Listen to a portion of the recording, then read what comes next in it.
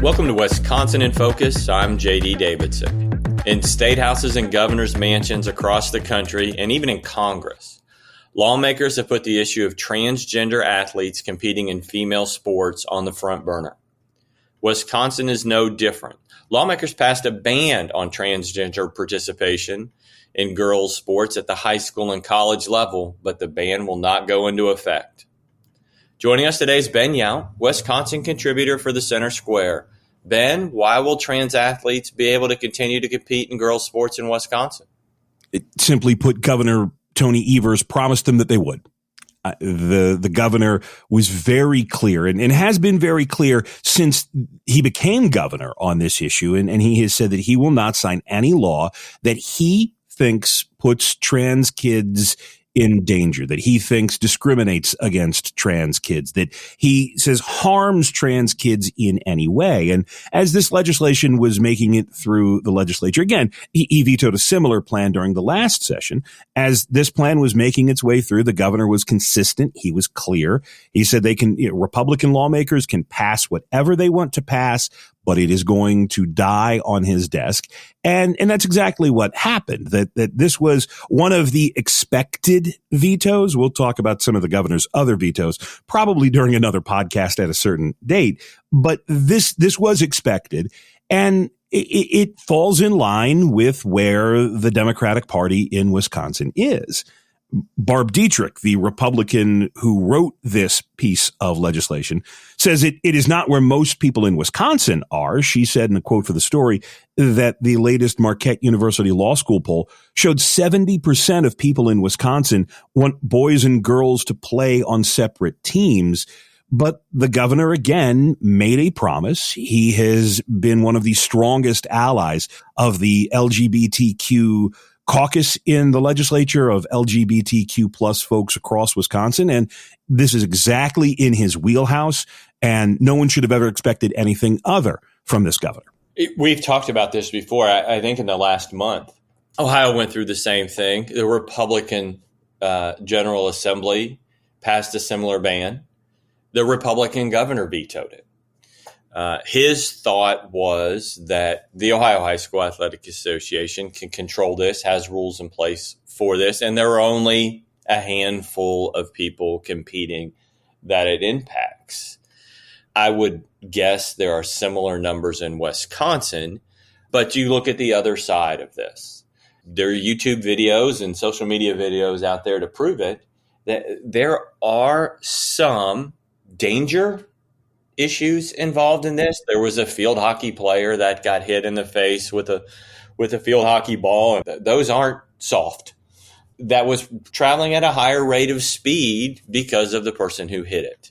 So I feel like this is not going to go away in Wisconsin. What are your thoughts about that? It is not. Look, my kids played high school football, and we happened to play when they were in Illinois in the best high school football conference in the state. There were two perennial state champions in that same football conference. And Lincoln Community High School was not a very good football school. But basketball, we could hold our own, but in football, they couldn't. And we changed conferences the year after one of our 100-pound, maybe, cornerbacks got run over by a kid who was going to go play Division I football. It was a safety issue. And at a certain point, the adults said, look, this is unsafe. We can't continue to put these smaller kids against these bigger athletes.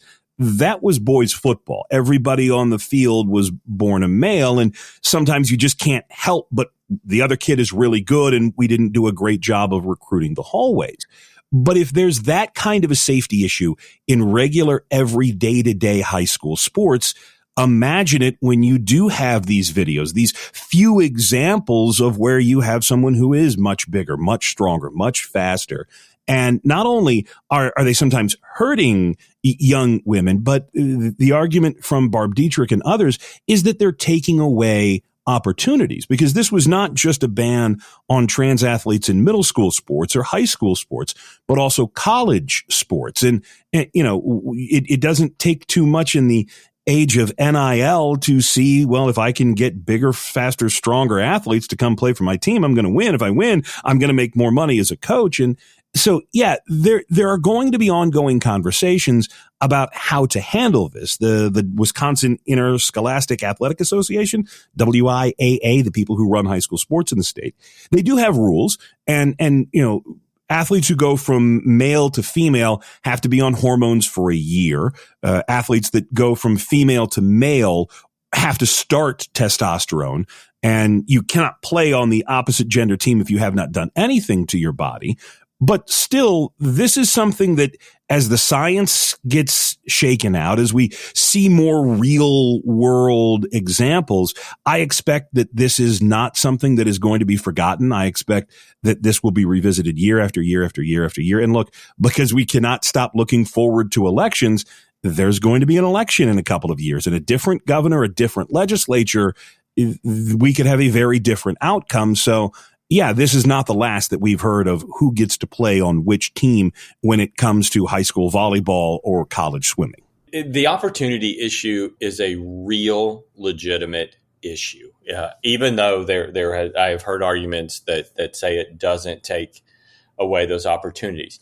First off, the accomplishment of a female athlete could be taken away. That's one thing.